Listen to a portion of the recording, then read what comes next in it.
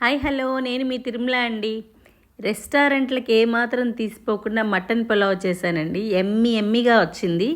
సోనా మసూరి రైస్తో చేశాను. చాలా బాగా వచ్చింది. అందరు తప్పక ట్రై చేయండి.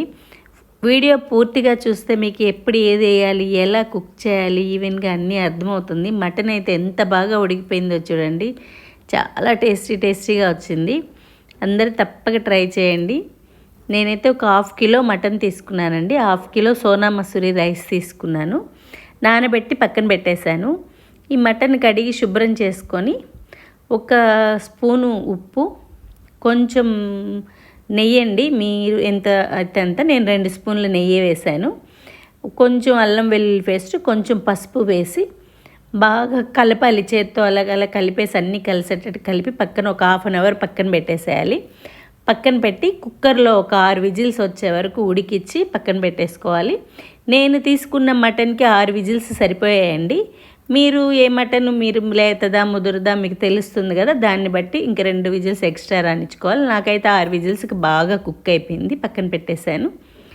ఇప్పుడు ఒక గిన్నె తీసుకొని, నేను ఈ మటన్కి సరిపోయేంత గిన్నె తీసుకున్నానండి. తీసుకొని పెట్టేసి నెయ్యి వేసానండి. నెయ్యితోనే చేశాను. ఒక 4 స్పూన్లు నెయ్యి వేసాను, సరిపోయింది. ముందు దీంట్లో వేసున్నాం కదా, వేసేసి దాల్చిన చెక్క, మొగ్గ, ఇలాచి, స్టార్ పువ్వు వేసేసాను. వేసేసి ఆనియన్స్, సన్నగా కట్ చేసుకున్న ఆనియన్స్ కూడా వేసేసాను. అవి వేగడానికి కొంచెం సాల్ట్ వేసాను.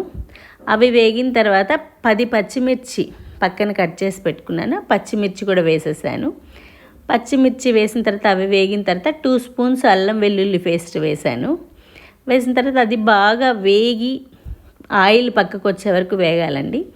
అది వేగిన తర్వాత టమోటాలు వేసేద్దాము. సన్నగా కట్ చేసుకున్న 2 టమోటాలు వేసాను నేను ఈ క్వాంటిటీకి. ఆ టమోటాలు వేసి కొంచెం గరం మసాలా, కొంచెం కారం ఎందుకంటే కలర్ రావడానికంటే వైట్గా లేకుండా కొంచెం కారం సరిపోతుంది. వేసేసి ఇవన్నీ టమోటాలు బాగా మగ్గే వరకు ఉంచి, మనము పక్కన పెట్టుకున్నాం కదా మటన్, చూడండి అలా ఆయిల్ పక్కకు వచ్చేస్తుంది కదా. ఇప్పుడు పక్కన ఉడకబెట్టుకున్న మటన్ వేసేయాలి. వేసేసి దాంట్లో వాటర్ ఉంది కదా, అదంతా కొంచెం మసాలాలు అంతా మటన్కి పట్టాలి. ఇప్పుడు మనం ఉప్పు అంతా సరిపోయిందా లేదా ఒకసారి చూసుకోవాలి. నేనైతే ప్రతి పలావ్లో కానీ బిర్యానీలో కానీ మెంతాకు కంపల్సరీ వేస్తానండి, పచ్చి మెంతాకు. దానివల్ల చాలా టేస్ట్ వస్తుంది. చూడండి, కొత్తిమీర వేశాను, పుదీనా వేశాను, ఒక సగం కట్ట మెంతాకు వేశాను. వేసి బాగా కలిపేసి ఇప్పుడు రైస్ నానబెట్టి పెట్టుకున్నాం కదా, నేను దీనిలో ఫస్ట్ రైస్ వేసేస్తానండి. ఏ పలావ్లో కానీ చికెన్లో కానీ మటన్లో కానీ దేంట్లో అయినా బాగుంటుంది. ఆ రైస్కి మసాలాలన్నీ యాడ్ అవుతాయి. ఇది వచ్చి మీగడండి, పాల మీద మీగడ వేసాను. చూడండి బాగా అలా ఉడికిపోయి ఆయిల్ అంతా బాగా పైకి వచ్చేసి కనిపిస్తుంది కదా.